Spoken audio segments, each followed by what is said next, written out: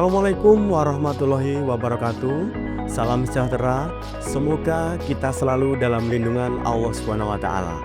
Perkenalkan, saya Dedi Saifullah, Sarjana Keperawatan Nurse, Magister Kesehatan dengan NIDN 0728088706, NUPTK 5160765666131343. Saya merupakan dosen tetap di program studi S1 Keperawatan, Fakultas Keperawatan dan Kebidanan, Universitas Strada Indonesia, Kediri, Jawa Timur.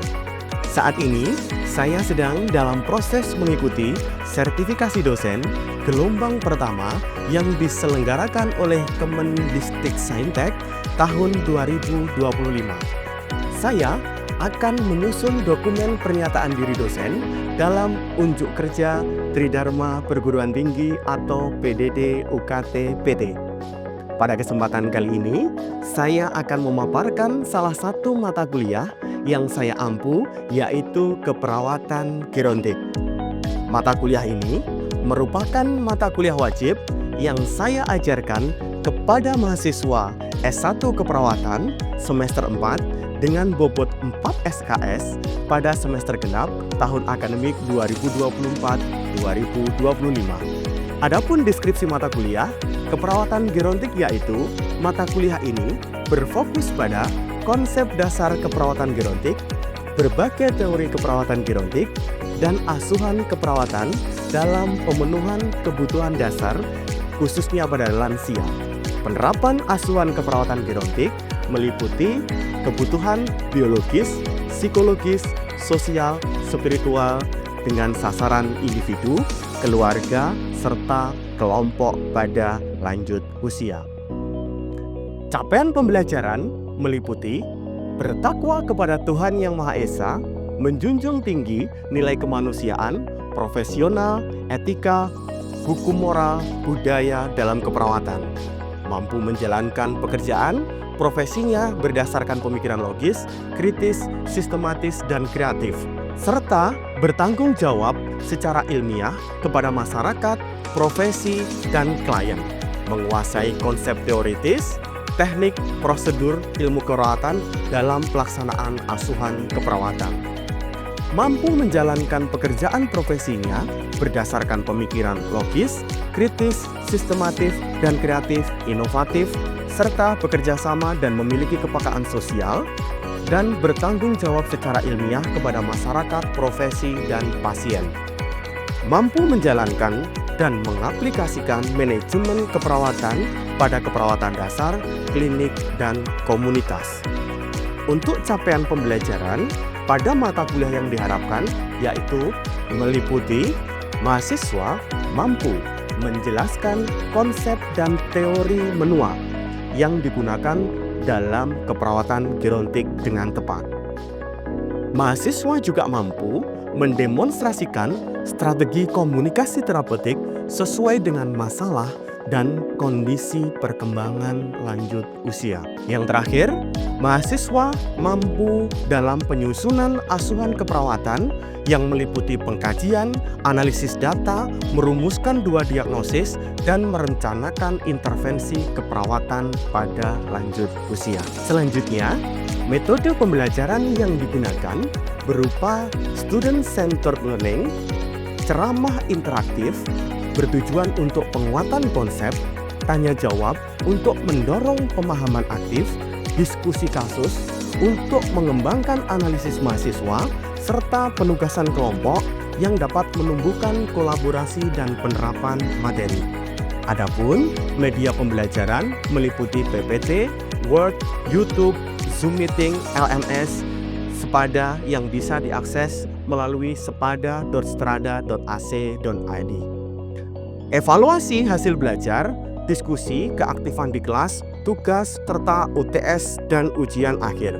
Adapun kriteria dalam penilaian kuliah ini meliputi sebagai berikut: UTS 40%, UAS 40%, tugas 20%. Saya menggunakan penilaian yang jelas dan terukur, dan hasil evaluasi yang saya sampaikan kepada mahasiswa sebagai dari proses umpan balik untuk meningkatkan kualitas pembelajaran. Dengan pendekatan ini, saya berkomitmen sebagai dosen dalam menciptakan proses pembelajaran yang terarah, bermakna, dan sesuai dengan capaian pembelajaran yang telah ditetapkan. Baik, untuk tahapan berikutnya, kita sampaikan video pembelajaran mata kuliah keperawatan gerontik berikut ini. Baik, Assalamualaikum warahmatullahi wabarakatuh. Waalaikumsalam warahmatullahi wabarakatuh. Selamat pagi dan salam sejahtera untuk teman-teman semuanya. Baik, alhamdulillah ya, kita semua diberikan kesehatan, kita diberikan semangat yang luar biasa dalam perkuliahan pada pagi hari ini. Yang akan kita bahas adalah mata kuliah keperawatan gerontik. Baik, pada pertemuan kali ini dari teman-teman mahasiswa, ini adalah merupakan pertemuan yang kedua. Baik, Pak Dedi pengen tahu teman-teman untuk pertemuan pertama kemarin kita membahas tentang apa, masih ingat? Oke, baik, adalah luar biasa dari teman-teman, semangat ya. Kita akan membahas ya, kemarin adalah konsep lansia dan penuaan. Sesuai dengan rencana pembelajaran itu adalah kemarin pada pertemuan pertama kita membahas tentang konsep lansia dan penuaan. Pada pertemuan yang kedua, yang akan kita bahas pada pagi hari ini adalah daripada konsep keperawatan gerontik. Baik, apa sih dalam konsep keperawatan gerontik yang akan kita bahas? Ini adalah subpokok bahasan yang akan kita diskusikan pada pagi hari ini oleh teman-teman semuanya. Jadi yang pertama adalah pengertian daripada keperawatan gerontik yang pertama. Yang kedua, yang akan kita bahas adalah tujuan daripada keperawatan lanjut usia itu untuk apa? Tujuan keperawatan lanjut usia. Dan yang ketiga yang akan kita bahas itu adalah masalah-masalah yang timbul pada lansia. Masalah-masalah yang timbul lansia, ada beraneka ragam nanti masalah yang akan kita bahas, mulai dari masalah biologis dan masalah-masalah psikologis pada lanjut usia. Baik, jadi dan yang terakhir, upaya apa yang kita lakukan untuk melakukan yang namanya pencegahan pada masalah lanjut usia. Jadi kita berbicara lanjut usia itu adalah kita berbicara terkait untuk gerontik. Jadi gitu ya. Baik, di sini adalah dalam konsep dasar keperawatan lansia adalah pokok bahasan dari keperawatan gerontik, di mana pada ini meliputi konsep lansia, masalah biologis dan masalah biologis yang ternyata. Jadi ada dua yang akan kita pelajari adalah masalahnya pada lansia itu tidak hanya masalah biologis ternyata, tidak hanya masalah fisik ternyata. Masalah yang didapat pada lansia itu ternyata juga ada yang namanya juga masalah psikologis. Nah, dari sini masalah psikologis ini tujuan dari pembelajaran pada pagi hari ini atau learning outcome-nya mengikuti perkuliahan mahasiswa mampu menganalisis masalah biologis, psikologis dengan cara pelaksanaan serta klien lanjut usia. Jadi harapannya di dalam kita setelah selesai mengikuti perkuliahan ini teman-teman, itu nanti teman-teman itu diharapkan mampu, oh ternyata masalah yang diderita itu adalah masalah biologis. Oh ternyata masalah yang diderita itu adalah masalah psikologis di usia lanjut. Jadi gitu dalam learning outcome-nya kita di sini adalah masalah mampu mahasiswa di sini, tujuannya kita belajar pada pagi hari ini adalah mahasiswa itu mampu menganalisis terkait untuk masalah biologis dan masalah psikologis di usia lanjut. Baik. Kalau kita berbicara lansia, teman-teman ya, kalau kita berbicara di Indonesia, kita berbicara kalau jumlah transisi demografi dengan lansia, kelompok lansia itu dengan status jaminan kesehatan lansia, sehingga usia harapan hidup lansia lebih tinggi dibanding dengan sebelumnya. Nah, di sini kenapa di Indonesia khususnya, ini yang menjadi poin penting di dalam Indonesia. Pertumbuhan jumlah penduduk lansia, ternyata pertumbuhan jumlah penduduk lansia di Indonesia mulai tahun 1990 dan sampai dengan 2025 itu tergolong peningkatan tercepat di dunia. Ini tergolong peningkatan tercepat di dunia.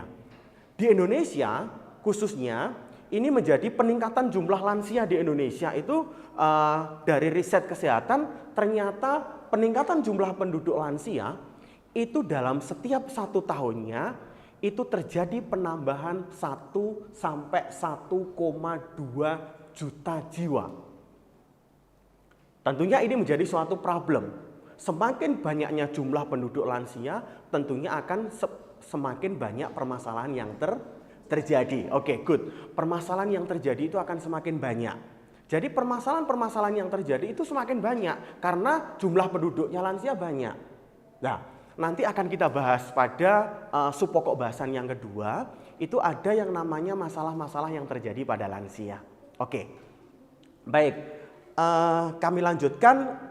Dalam suatu konsepnya geriatri, apa itu geriatri?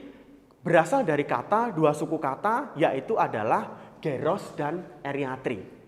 Geros itu adalah lansia, eriatri itu adalah kesehatan atau medikal. Pada dasarnya, dalam suatu konsepnya geriatri adalah suatu cabang ilmu. Ternyata geriatri itu adalah cabang ilmu. Cabang ilmu yang akan kita pelajari tentang aspek dari lansia. Jadi aspek-aspek lansia yang akan kita pelajari di sini dari segi apa yang kita pelajari sama. Upayanya ada upaya promotif, ada upaya preventif, ada upaya kuratif, serta ada upaya rehabilitatif. Upaya rehabilitatif. Nah, bisa diingat, kuratif itu apa, rehabilitatif itu apa. Kuratif adalah kuratif, Oke, kuratif. Terus apa itu? Promotif, mempromosikan. Preventif itu adalah pencegahan. Setelah itu kuratif itu pengobatan, rehabilitatif itu adalah pemulihan di situ. Jadi teman-teman di sini juga harus memahami konsepnya itu kita mulai dari mencegah sampai dengan mengobati dan sampai lansia itu memang benar-benar pulih. Oke. Kita lanjutkan dari teman-teman di sini. Oke, baik. Sebelum kita ke materi atau slide berikutnya, teman-teman, baik, saya Pak Dedi pengen tahu di sini apa sih yang dimaksud dengan keperawatan gerontik? Baik, silakan. Oke, baik. Oke. Nama saya Rosalia Mente. Baik, di sini keperawatan gerontik yaitu keperawatan yang berfokus pada pelayanan profesional untuk lansia baik sehat maupun sakit. Oke, Rosalia Mente menyampaikan layanan profesional baik sehat maupun sakit keperawatan gerontik. Oke, baik, dari teman-teman ada lagi? Baik, oke, silakan. Perkenalkan, nama saya Melki. Melki. Di sini saya menjelaskan tentang memberikan perawatan fisik, emosional, dan spiritual kepada lansia. Oke, Melki menyampaikan itu adalah perawatan yang profesional secara spiritual profesional kepada lansia. Baik, good, mantap. Jadi suatu keperawatan gerontik di sini dalam konsepnya adalah suatu pelayanan, dikatakan dalam suatu keperawatan gerontik adalah pelayanan yang didasarkan pada ilmu dan kiat keperawatan gerontik. Jadi gerontik itu adalah cabang-cabang ilmunya tadi. Di situ nanti yang berbentuk adalah bio, psiko, spiritual, kultural secara komprehensif. Jadi harus selesai masalahnya. Kita bisa mengidentifikasi masalah lansia sampai dia itu selesai dalam untuk proses mengidentifikasinya. Harapannya di situ dari teman-teman. Nah, baik sehat sakit pada tingkat individu, khususnya kemana? Yang kita bahas pada apa sih? Tidak hanya pada tatanan individu yang sakit saja. Ternyata itu juga terjadi pada kelompok-kelompok lansia yang ada di komunitas, kelompok-kelompok lansia yang berada di panti lansia, kelompok-kelompok lansia yang misalkan dalam suatu lingkup tertentu meliputi dari ada beberapa posyandu misalkan terkait untuk misalkan terjadi pada masyarakat misalkan, ya di situ nanti itu sasaran kita. Ternyata permasalahan itu tidak berfokus kepada lansia individu yang sakit.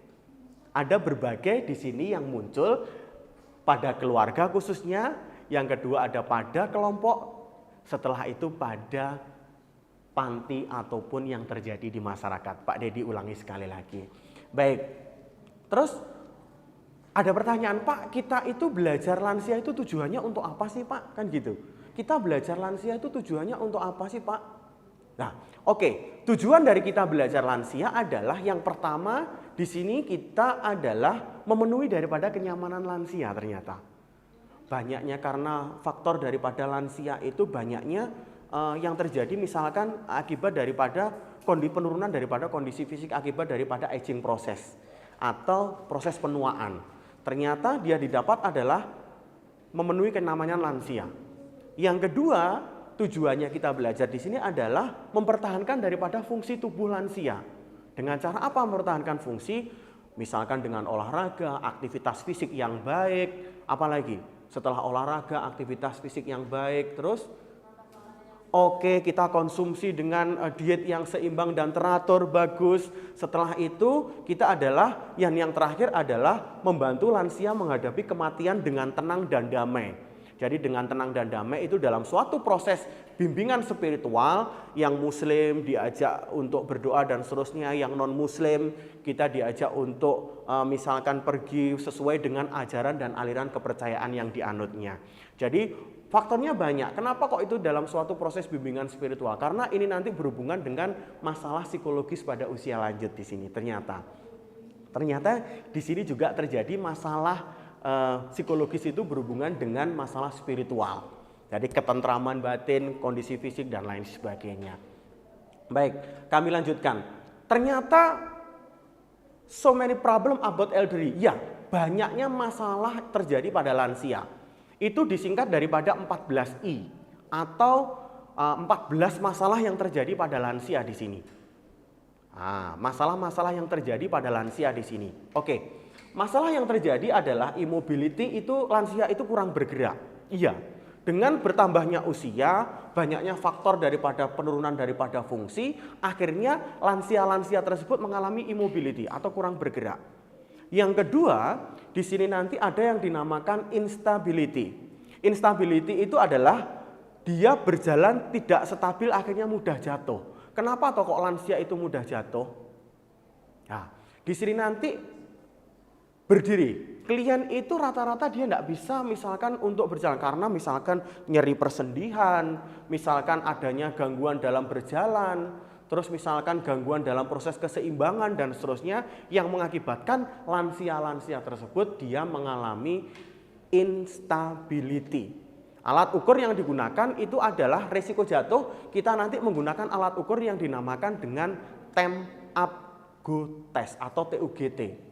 Pasien disuruh jalan, diukur dalam kurun waktu berapa detik, nanti diukur di situ nanti kita bisa muncul. Ternyata alat ukurnya kita menggunakan keseimbangan pada lansia yaitu menggunakan Temp Up Go Test. Oke. Yang kedua adalah, yang ketiga, mohon maaf, ini adalah terkait untuk inkontinensia. Inkontinensia BAB atau inkontinensia BAK. Jadi tidak bisa menahan BAB, dia juga tidak bisa menahan BAK-nya. Nanti ada beberapa untuk klasifikasi inkontinensia, teman-teman. Jadi beberapa klasifikasi inkontinensia juga nanti akan kami sampaikan di sini. Terus yang keempat itu adalah yang namanya adalah intellectual impairment. Jadi kerusakan intelektual pada lansia. Lansia itu selain mengalami penurunan kondisi fisik, juga mengalami penurunan fungsi intelektual di sini. Nah, penurunan fungsi intelektual pada lansia di sini adalah contohnya alat ukurnya yang kita gunakan nanti kita menggunakan SPMSQ atau Short Portable Mental Status Questionnaire. Oke. Bisa diulang apa alat ukur yang digunakan? SPMSQ. Oke, good. SPMSQ adalah alat ukur yang digunakan untuk kerusakan intelektual pada lanjut usia. Baik. Terus kita lanjutkan, ada terjadi infeksi juga pada usia lanjut. Setelah itu adalah penurunan daripada fungsi. Dikatakan dalam suatu impairment of vision and hearing, taste, smell, communication, convalescence, skin integrity. Jadi gangguan daripada sistem panca indera. Jadi pendengaran menurun, penglihatan menurun, perasa menurun, peraba juga menurun, dan lain sebagainya. Karena di sini terkait untuk panca indera meliputi dari komunikasi. Ketika lansia itu problemnya banyak ternyata. Problemnya yang terjadi itu malah panca indera oke, mata, pendengaran, setelah itu kulit. Nah, terus juga terjadi selanjutnya di sini adalah terjadi yang namanya suatu terjadi yang masalah-masalah depresi. Masalah depresi di lanjut usia, kita depresi itu kita menggunakan yang namanya alat ukurnya Geriatric Depression Scale dan Inventaris Depresi Beck. Oke, teman-teman bisa diulang apa sih yang disampaikan di situ yang di alat ukur untuk masalah depresi? Geriatric Depression Scale. Oke, good. Geriatric Depression Scale di situ. Geriatric Depression Scale di situ alat ukur yang digunakan untuk mendeteksi lansia yang mengalami gangguan masalah psikologis, salah satunya adalah depresi di usia lanjut. Untuk materi konsep dasar keperawatan gerontik pada pagi hari ini, mungkin dari teman-teman ada yang perlu didiskusikan, kami buka untuk sesi diskusi dan tanya jawab. Silahkan. Oke, ya baik. Oke, baik. Perkenalkan, nama saya Alexander Bobi Kotoda. Izin Pak, saya mau bertanya. Tadi udah banyak beberapa hal yang sudah diterangkan oleh Bapak. Jadi yang menjadi pertanyaan, karena banyaknya populasi lansia di Indonesia saat ini yang makin meningkat. Nah, yang menjadi pertanyaan saya, apakah dengan adanya keperawatan gerontik bisa memperbaiki masalah yang ada pada lansia, dan apa peran penting keperawatan gerontik dalam kehidupan lansia tersebut, Pak? Oke, good. Baik, peningkatan jumlah populasi lansia tentunya banyaknya terjadi permasalahan yang terjadi. Banyaknya masalah terjadi pada lansia, tentunya apa sih upaya kita sebagai seorang tenaga kesehatan dalam untuk mengatasi peningkatan jumlah lansia. Banyaknya jumlah tentunya banyak terjadi permasalahan. Oke, terima kasih Mas Bobi. Jadi di sini kita sebagai calon tenaga kesehatan itu untuk mengatasi permasalahan yang terjadi pada lansia, hendaknya itu adalah kita memberikan yang namanya suatu asuhan keperawatan secara komprehensif, pemberian asuhan keperawatan. Asuhan keperawatan di sini nanti kita adalah mengidentifikasi, melakukan pengkajian, menentukan diagnosis, pemberian intervensi yang tepat, serta pemberian implementasi serta evaluasi yang secara komprehensif. Itu juga dilibatkan dalam suatu komponen yang kita akan kita pelajari dalam suatu konsepnya dari dasar keperawatan gerontik itu sendiri. Jadi adalah kita secara komprehensif. Yang secara apa? Tidak hanya meliputi kita mengkaji masalah kondisi fisik, tapi kita juga mengkaji yang namanya masalah biologis, masalah psikologis, spiritual, dan sosial. Yang akan kita bahas pada yang sudah kita bahas. Luar biasa pertanyaannya. Dari situ kita juga harus tahu masalah-masalah yang terjadi itu tidak hanya memberikan asuhan keperawatan saja, tapi kita juga dalam pemberian misalkan perawat sebagai edukator, perawat sebagai konselor, pemberian komunikasi yang efektif pada lansia, dan pemberian misalkan selain asuhan, konselor, setelah itu adalah pemberian kita sebagai sharing terkait untuk masalah kondisi fisik atau masalah kesehatan yang terjadi pada lansia. Saya kira demikian. Oke, bisa diterima Mas Bobi? Oke, baik. Mungkin ada lagi dari teman-teman yang perlu ditanyakan, kami buka untuk sesi diskusi yang kedua. Silakan.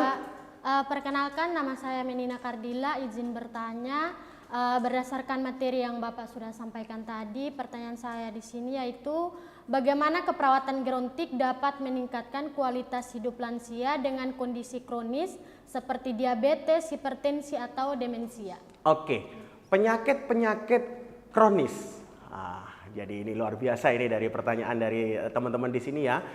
Gimana dari keperawatan gerontik untuk mengendalikan masalah penyakit kronis yang terjadi, penyakit akibat daripada degeneratif di sini, yaitu yang ditanyakan adalah diabetes, hipertensi dan demensia di sini adalah, kalau demensia itu adalah masalah psikologis, diabetes dan hipertensi adalah masalah biologis.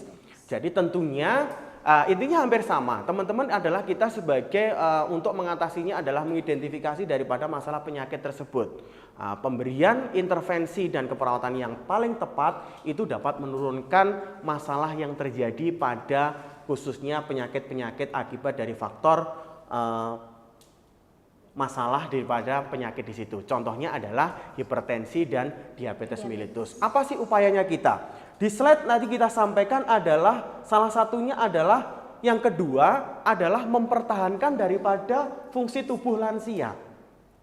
Gimana cara untuk mempertahankan fungsi tubuh? Misalkan dalam pengendalian diabetes mellitus, kalau misalkan orang sudah tervonis diabetes mellitus, apa sih upaya yang harus kita lakukan?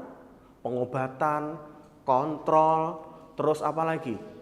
Diet yang tepat, aktivitas fisik yang cukup, itu adalah suatu pengendalian upayanya. Ketika nanti orang akibat daripada penyakit-penyakit degeneratif, berarti upaya yang harus kita lakukan adalah apa? Memperbaiki daripada pola lifestyle-nya yang pertama. Yang kedua, berarti kalau dia adalah upaya adalah rehabilitatif, pengobatannya. Adalah upaya apa lagi?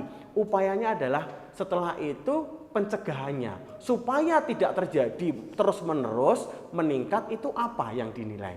Apa yang harus dilakukan? Nah, rutin tekanan darah, rutin dalam misalkan kontrol aktivitas fisik yang baik dan seterusnya. Gitu. Bisa diterima? Bisa, Pak. Baik. Oke, baik teman-teman mahasiswa semuanya yang luar biasa. Alhamdulillah kita sudah selesai terkait untuk berdiskusi dengan mata kuliah pada siang hari ini. Jadi yang akan kita bahas pada siang hari ini adalah kita selesai terkait untuk masalah konsep dasar perawatan gerontik. Nanti yang nantinya pada minggu depan kita akan sesuai dengan silabus kita terkait untuk mempelajari masalah-masalah gangguan kognitif pada usia lanjut. Sekian untuk mata kuliah gerontik pada siang hari ini. Ada kurang lebihnya Pak Dedi dalam mohon maaf. Semoga bermanfaat untuk teman-teman semuanya. Saya akhiri. Assalamualaikum warahmatullahi wabarakatuh dan selamat siang.